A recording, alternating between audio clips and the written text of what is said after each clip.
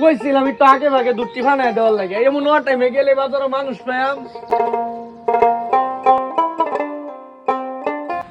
আরে এটা কেডা তোয়া গাইলি নাকি কারণ এরা ব্যাগসে কি সমস্যাটা? এই আলি চাচা কারো কারো কারো কারো কারো তুমি কইরা না আছো এত কাটল লিয়া। আরে ভাইস্তা বাজারে যাইতেছি কাটলটা বেচাম। কোন কি চাচা কাটল তো আমিও কিনাম। হরে বাবা কাটলটা নিতে বাজারে কষ্ট হইতেছে, তুমি কিনলে তো ভালোই হয়, আমার একটু কষ্টটা কম হইতো। না মাইনি কাটা খাই দিয়ে করে না মিষ্টি, আমি না খাই তো জিনিস কিনি না। আচ্ছা বাবা তুমি মিষ্টি নাকি খায়া দেখে নাও, সমস্যা নেই।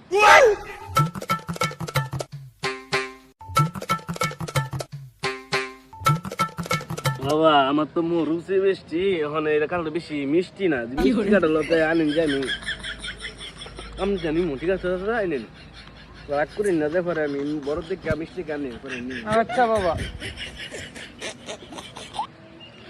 পড়লা প্রথম কাটলটা রে আলি সাথে বেকল বানায় খাইয়া লাইছি। কি আনুল ভাই হাত মুছতে মুছতে আইতাছুন, কিছু খাই যাই নাকি?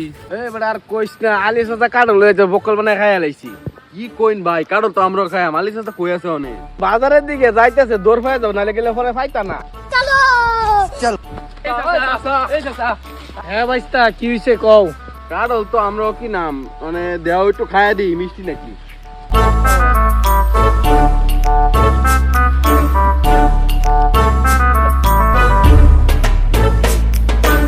কিরে কারো তো ব্যাগ কানি খাইয়া লাইছে, আল্লাহ সাফারে কি কইয়াম। কাকা এই কাটল যে তিতার তিতা এটা আমরা খাই শেষ করে দিচ্ছি, এটা ভালো নেই না যেতে মান সমান থাকতো না, এদিন বতালন গুরুরে খাওয়াই দিচ্ছে। ও তাই, আচ্ছা ঠিক আছে বাজান, তোমরা আমার অনেক উপকার করলা।